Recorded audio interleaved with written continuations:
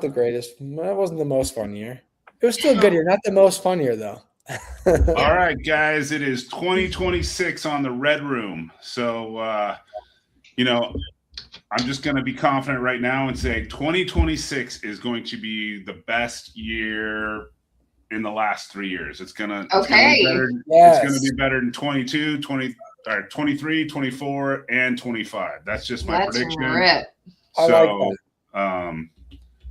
And I don't know if anybody noticed, so I have to say it, but did the Steelers win and go to the playoffs? How did I know that was going to come up? They sure did. You know, some people's teams don't make the playoffs, Chris, okay?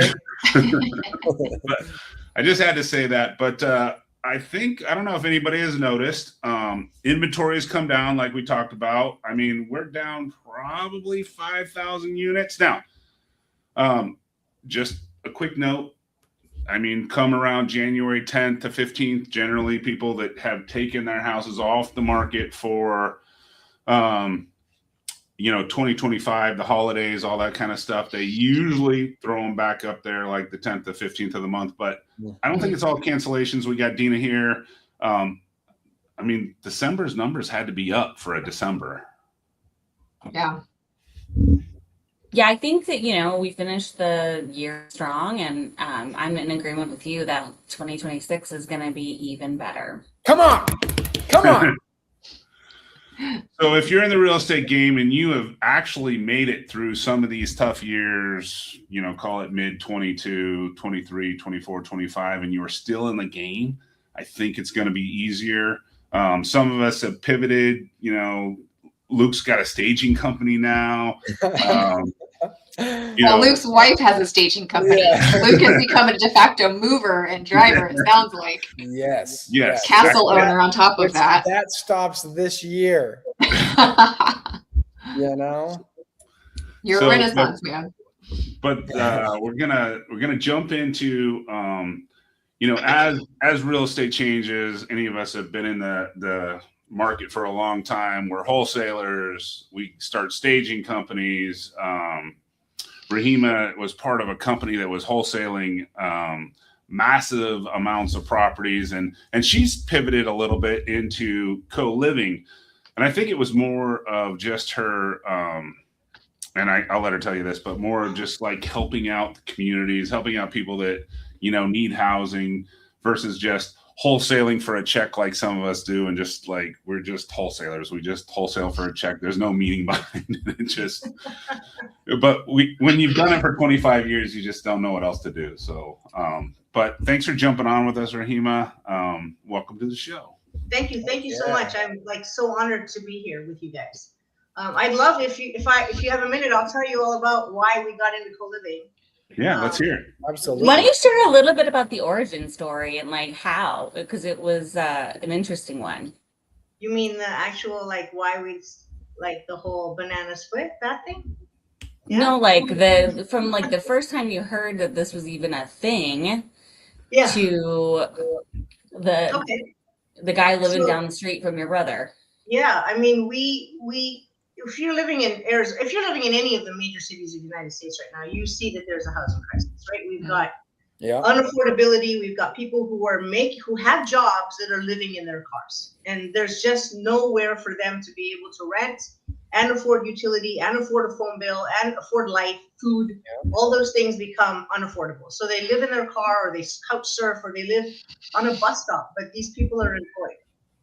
And so, this was this sort of glaring at Jamil and I, because being the owners of a very large wholesale company that was national, we felt responsible for a lot of the people who no longer had a place to live, right? When we all know when we're wholesalers, we're buying with the tenants inside. And now it's our responsibility to evict the tenant so that the investor can buy the property. Well, where does that tenant go? Now he's been priced out of just about anything that him and possibly even a family have been living in for the last 10, 15 years. And so that always weighed very heavily on Jamil and I. And when we saw that wholesaling was sort of pivoting, the fix and flip game was pivoting, the numbers just weren't there. It was taking longer and longer. And maybe what we were hoping for at the end game of finishing off a flip, we just never got. We started looking at, well, what are alternatives? Well, we can still take a home that is, not financeable, that still has to be sold on the wholesale market. What can we do with it besides flip it?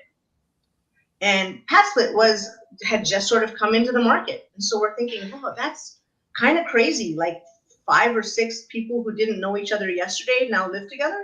How does that work? So we took a house across the street from GCU that Jimo said, hey, if it doesn't work, maybe we could rent it to students. So we just sort of dipped our feet into this concept of co-living, not thinking that it was going to become as big as it became, right? So now, to be fair, I can't fill the need of the people so I don't deal with individuals, I deal with organizations, right? So Medicaid is a big organization that works with me. Various insurance agencies that get funding for Medicaid also work with me. We've got organizations that work with formerly incarcerated. They work with me. So I don't collect money from individuals. I collect money from organizations. And these organizations are constantly saying, okay, thank you for the last 24 beds. And for me, 24 beds is 4 houses, right? Because 6 beds per house, 4 houses. That's like, takes me 4 to 6 weeks to finish that house. And they're like, okay, thank you so much for that. We need the next 24. And oh, by the way, we just hired a lobbyist and we have a meeting with the VA and we're going to be able to bring the veterans now. And so when you say to me, oh, this is going to be a stellar year for real estate, I'm kind of hoping it stays I'm kind of hoping it stays where it's at because I'm able to pick up inventory at a phenomenal price. My construction costs are tighter because there's a lot of people that are in construction that aren't employed, and I'm able to get it done faster and a little less expensive than I was in 2021 and 2022. And I have a guaranteed organization willing to pay rent day 1 of my certificate of occupancy. So I'm like, co-living is for me a phenomenal approach to real estate right now.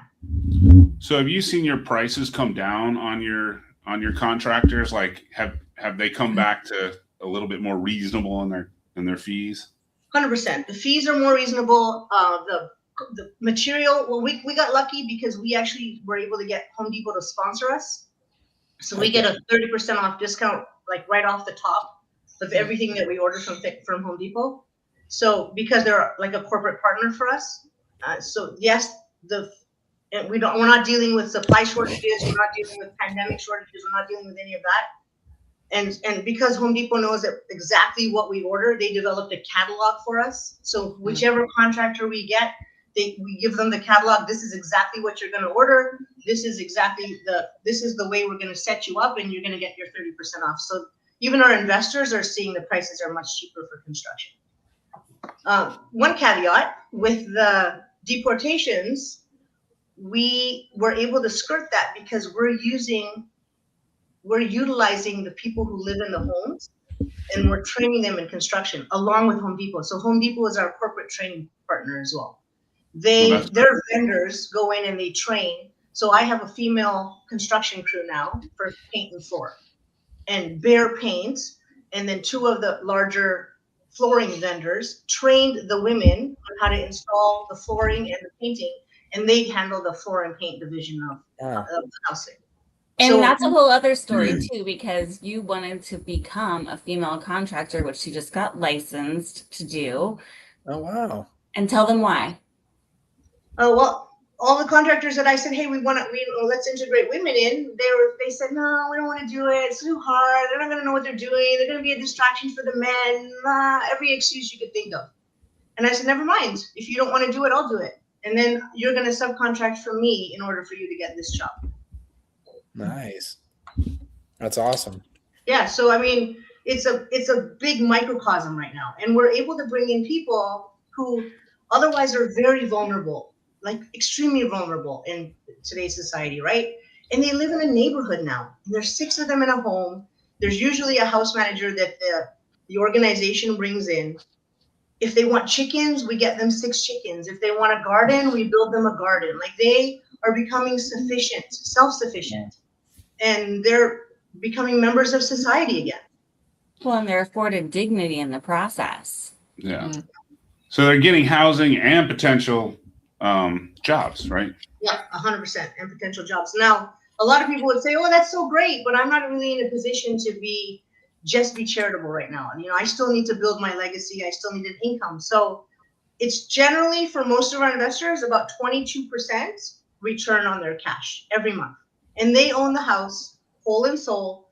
On top of that, because of the regulation that Maricopa County came out on January 1st, we're allowed to build an additional 3 extra units on that property as long as the lot allows for it. So now we're not just building the main 6.6, we're doing an attached ADU of 4.4, and then perhaps 2 detached ADUs on the backside of another 4.4 and 4.4. So 4 plus 4 plus 4 is 12, plus 8 is, or plus 6 is 18.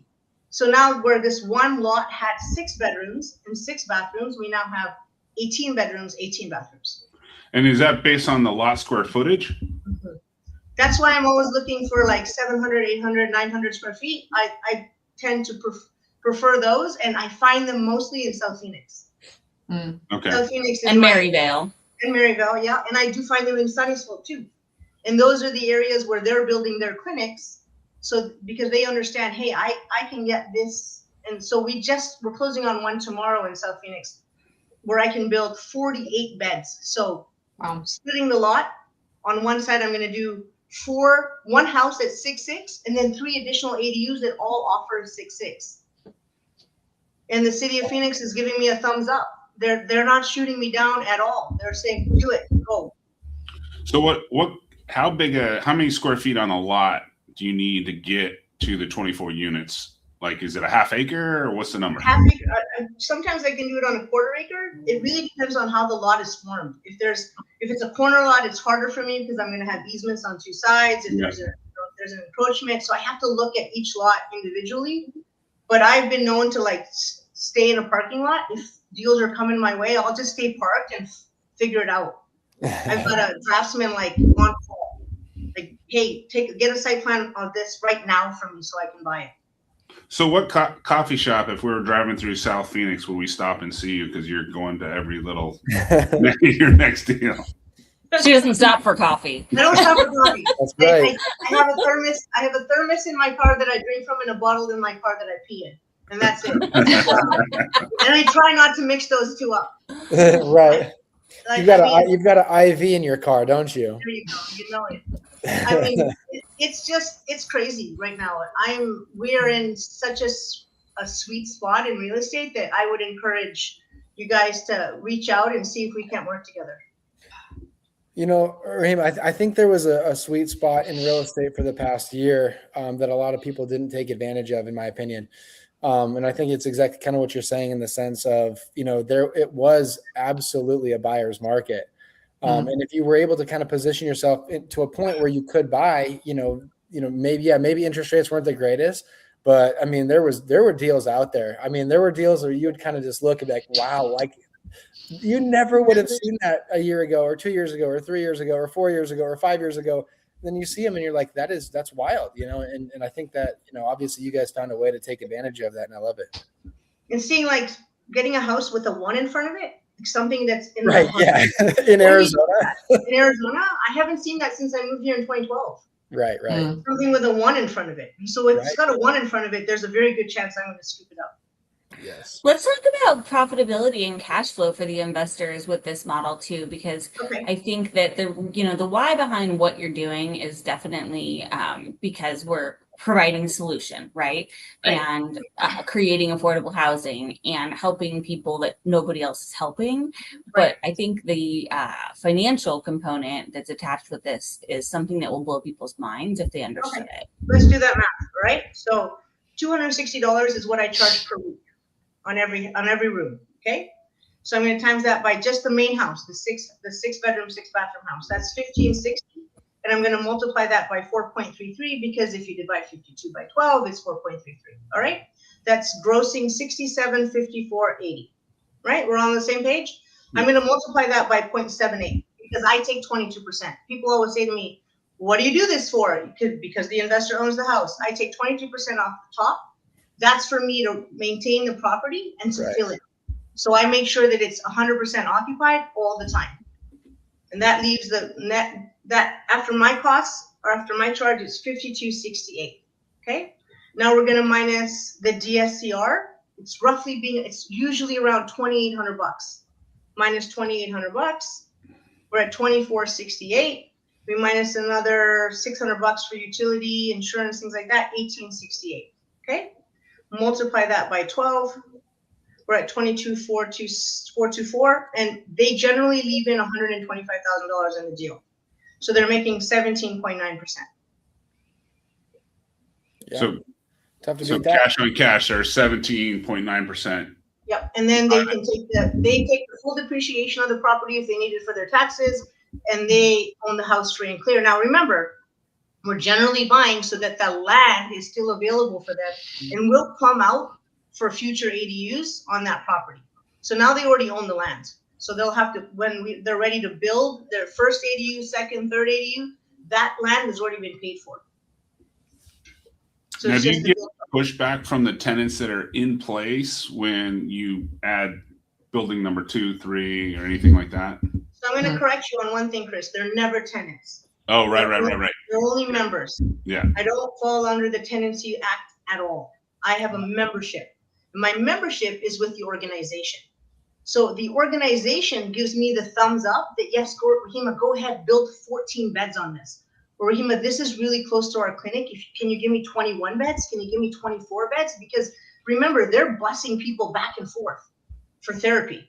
So the more people that live on that home or on that plot is better for them. And they've also cultivated a community that's very intentional, and it requires a ton of screening on the back end too. So it's not like these people feel like they're on an island. They actually have connectivity to the other folks that are living there. Right. And the organization understands that. So when they place these people, they know who will work and live well together and who won't. Oh, wow. And so when we first were introduced to this concept, I first heard about this during COVID, right? And I was like, this is nuts. This is like nuts. And then I was told, well, you get in a car with strangers. It's called Uber, right? And I was like, okay, yeah, I did think that was nuts. Now I don't. But the company that was bringing this, philosophy to us was basically they take the first 10 days of rent at 100% to run a PPC campaign to fill the beds, right? But after those tenants leave, those members leave, I guess, they don't spend any money to replace them. So as an investor, your money, it's gone. I mean, the model really wasn't profitable based on what you had to spend on the management to fill the beds, right? So changing the model and going towards the nonprofit thing has really helped tremendously on that front as well. Yeah, absolutely. And it's because it's a nonprofit that pays us, right? So even if it's Medicaid paying us, Medicaid's payer, they're all very bright. They all opened up nonprofits to pay us. So now, because I'm helping a nonprofit, if I have to incur some costs, like replace some bedding or replace a bed, all of that for me is tax-free. And for the investor, it's tax-free. And the charities are actually saving money too, because the housing that they're currently providing for these folks is less than stellar and more expensive. Yeah, they're paying $70 a night in a hotel. And they have to put 2 or 3 people into a room that don't know each other, into one room and one bathroom. We provide no kitchen. No kitchen, nothing. So we give everybody their own bathroom, their own bedroom. Every room comes with a desk, a bed, a nightstand. It's all en suite. They have their own mini split so they can determine what temperature they want their personal space in. Everybody has a TV. They share the kitchen and they share the laundry. Otherwise, they have their own independent unit. And I thought that would be enough, but I now have the homes going back to us and saying, hey, would you mind putting a TV in the main room so we can watch the game together? And that makes me very happy. Yeah. Because now this home is a real community together watching the game. And a lot of them are Steelers fans, so you'll be happy about it. Yeah, well, I was going to say, can we put it so the TV can only go to the Steelers game? Yeah, we're looking into that, for sure. And I would like us to have like a Zoom where we're all watching the game, like all the houses are watching the game together on Zoom, right? So, and we'll be posting more about that. Jamil will probably do some mindsets for us. We've got people that come in and teach them how to like cook on a budget of, say, buying only whole food from Walmart for $70 a week. And what can you cook with that? So we're taking this the step further. Yes, the investor makes money, 100%. Yes, the nonprofit is in a much better position because there are people that have safe and secure housing.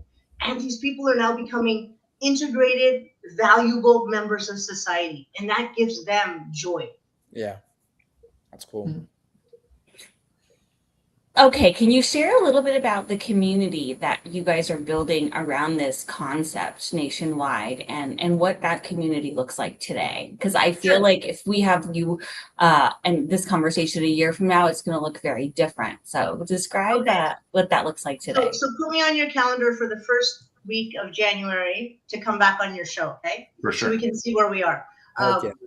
Jamil started Housing Alchemy, I would say about 6 months ago.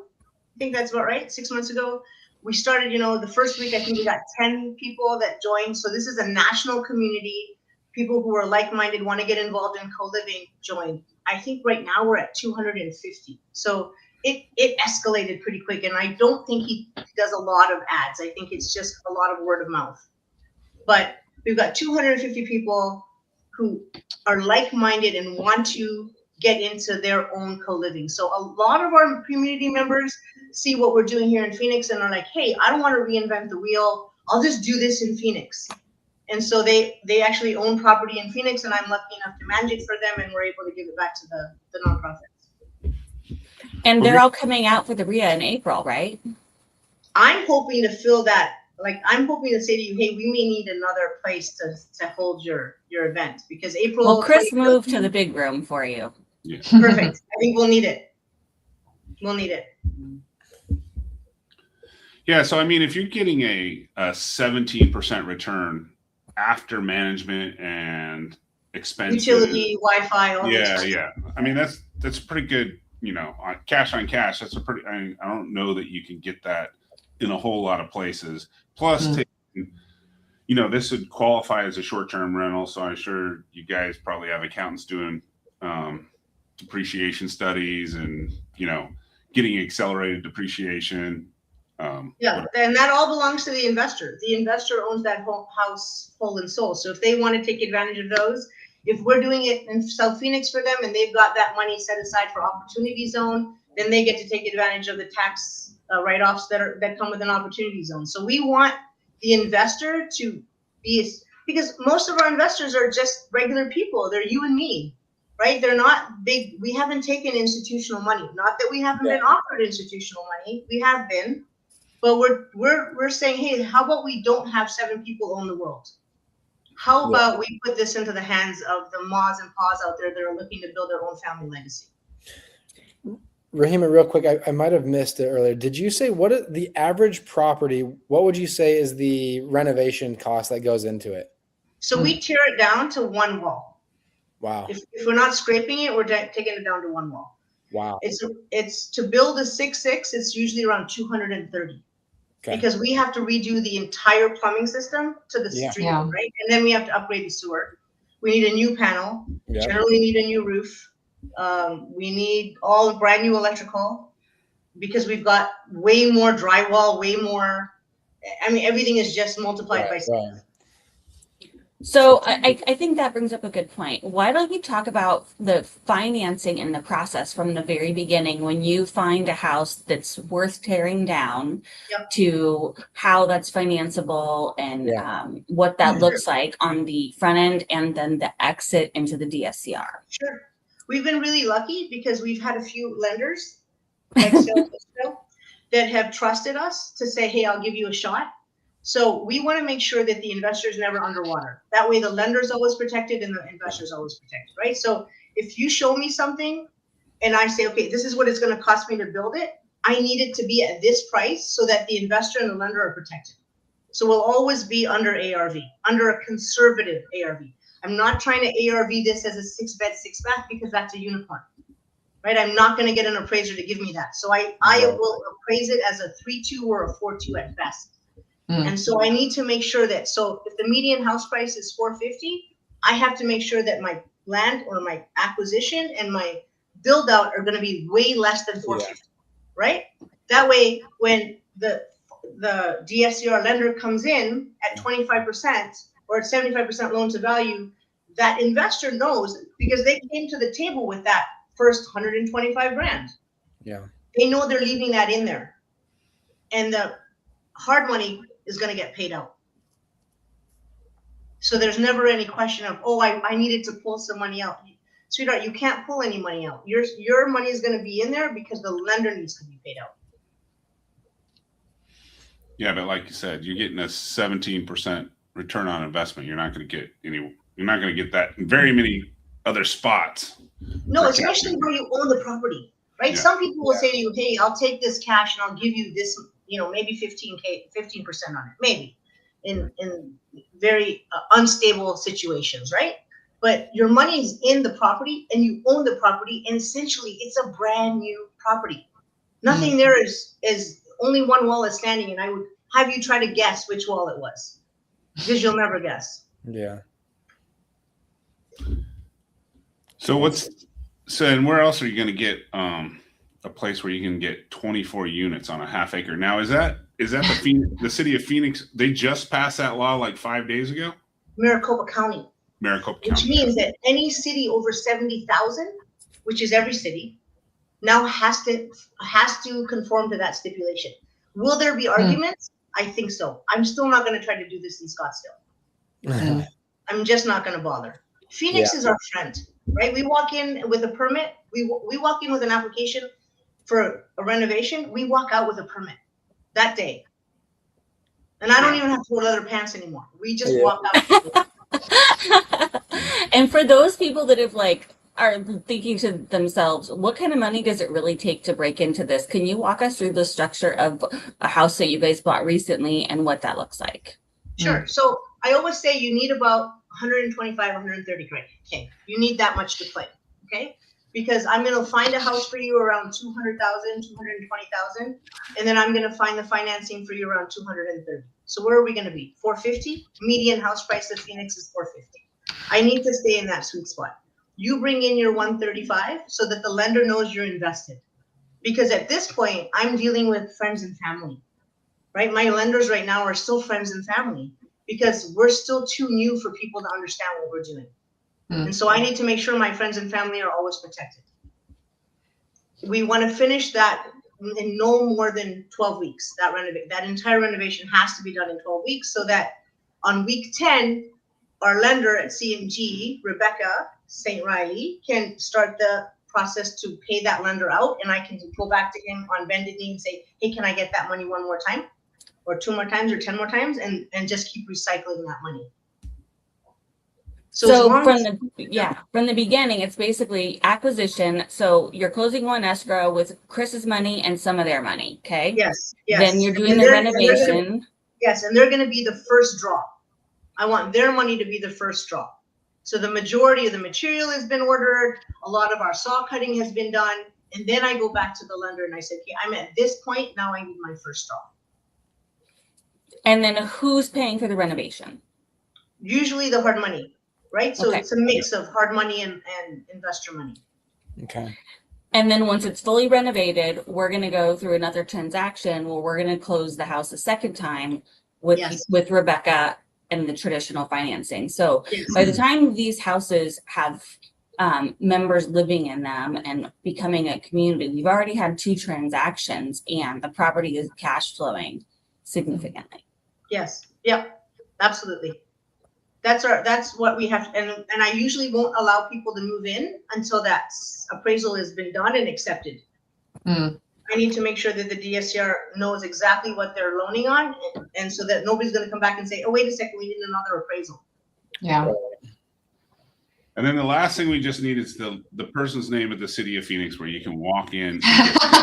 No joke, man. Chris, Chris and Luke, if I can get you both, just get your pant sizes, I'll buy you leather pants. And we'll start that investment. That started for me in 2023 when I was still on that TV show, and we would need these permits done like yesterday. And, I'd send my contractor in, and my contractor would come back with like, it didn't work. And I said, no, just forget it. Big hair and leather pants gets a lot done. Chris, we're not doing good on either of those. And because you're going to be back here next year in January, how many beds are currently filled through the model here in Arizona? We have 150 beds, all are filled. Our goal is, and we had a meeting with our main nonprofit yesterday. He wants 1,000 beds by the end of the year. Wow. And then he'll need to 10x that pretty quickly. So we're in a position right now where we are doing a lot of new construction because we're buying land. We are about 3 or 4 weeks away from having all of our plans pre-approved.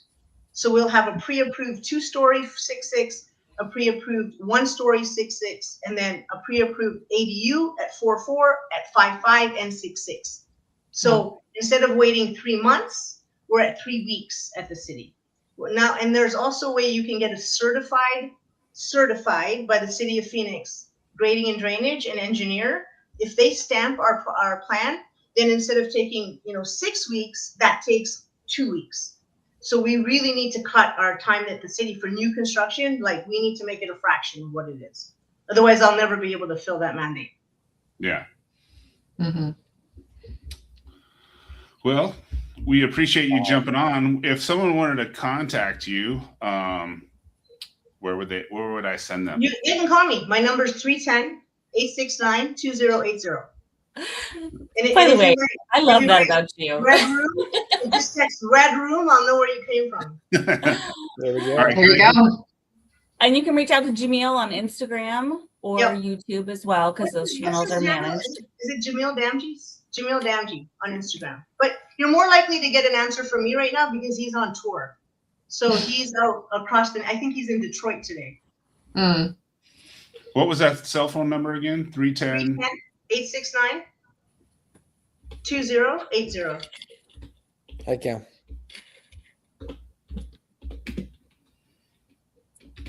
And we are going to be talking about this topic at the Phoenix RIA in April at the Expo, and you and Jamil are going to be there. So I'm sure there's going to be lots of evolutions and changes by then. I hope so. I hope to be able to show you some real life models, and maybe we can get some of the people who live in those homes to come out and give like a short testimonial. We're starting a documentary end of Q1 2026. We'll be starting a documentary on the lives and how the lives are changing by living in this type of community. And another thing that I wanted to point out, some people say to me, well, is this house, if things didn't work out and the investor needed to sell this house, would it be sellable? And I want to say, Chris and Gina have both been to several of our homes. I want to let you know that the way we build these, it's a very sellable product. It has a living room. It has a wonderful, beautiful kitchen, lots of living space. The difference is we have 6 en-suites. That's it. That's the difference. We've utilized this 1,850 square feet in such a way that you are allowed to have multi-generational living. All of your kids can have space. You can have an in-home office. All of that still works, and so you still have. It's very financeable, and it's still a very cohesive. Which is a big change from the original model too, where they cut out all the living rooms and all common spaces completely, right? So the homes that you're building, they all have individual kitchen cabinets, right? That are prioritized for them. I mean, this is a place that supports everybody having their own freedom, but also the connectivity to other humans, which helps with mental illness and other things like depression. Well, really, we went the other way on the pendulum, right? Especially with the pandemic, we became very reliant on this thing, right? This became everybody's best friend. Oh yeah. And we weren't built that way. We were not made to get our connection from technology. Right. As humans, we're made to connect together. Even though we're connecting together on technology today, if I wasn't able to see your face, if we were just texting this conversation, it would have ended a half an hour ago. For sure. No question. I get you. Cool. Well, it's an awesome model. I can't wait to get you on next year when you say you have 1,150 rooms available. Yeah, that's it. Or not available. Filled up. That's And it. and if you guys want to meet Rahima, Banana Split and Housing Alchemy are now part of the Phoenix RIA community, and they're going to be at every event for this year. So come on out and meet her in person. Heck yeah. And we'll have the Phoenix RIA is always on the third Tuesday. We don't do this summer, but January 20th will be our first event. I think it's Find It, Fix It, Finance It, Flip It. I think that's the title, right? Something like that. Tracy's gonna be on there on the Fix It side. Oh, okay. Did you not get my text over Christmas? What color red am I? Okay, no, I just found that out. That's great. It's called Locate, Leverage, Renovate, and Reap Rewards. There you go. I thought we were talking about the podcast, but yeah, I'll take it. Yeah, so we had Justin Colby's coming into town, talking about, he's made a partnership with ADUs, so this will be an interesting conversation for him. So he's going to stop by and jump on the panel on the Redroom as well. So that'll be he's going to be in town for a few days. So he said he'd come by. So nice. Special guest. Nice. Heck yeah. Looking forward to it. Everybody follow, subscribe, all the fun stuff. Comment below. I'll watch comments for the next few days. I put Rahima's contact information if you want to become one of her investors or one of her contractors or anything you I want to learn how she gets permits in 6 weeks, but I'll tell you what, I don't think I'd look good in leather pants. I think you'll look great in leather pants. Rahima, can you come to Prescott with me and plead to the city about getting permits the same day? Let's try. I'm in. Like I said, I'm looking for a reason to come to Prescott, so let's do it. As long as I'm in. I'll go anywhere with you. Beautiful. There you go. We'll go to Whiskey Row. It'll be sounds like a group road trip up here. Yep. Let's do it. Let's do it. Well, Rahima, we appreciate you jumping on, and I appreciate you guys. Thank you so much for including me. I've always been very excited to be a part of this, and when I got the invitation, I was ecstatic. Thank you. Yeah. Heck yeah. And I hope everybody has an amazing 2026. So let's get it going. Let's do go. it. Let's have a wonderful year. See you guys. Later, guys. Bye. See you guys.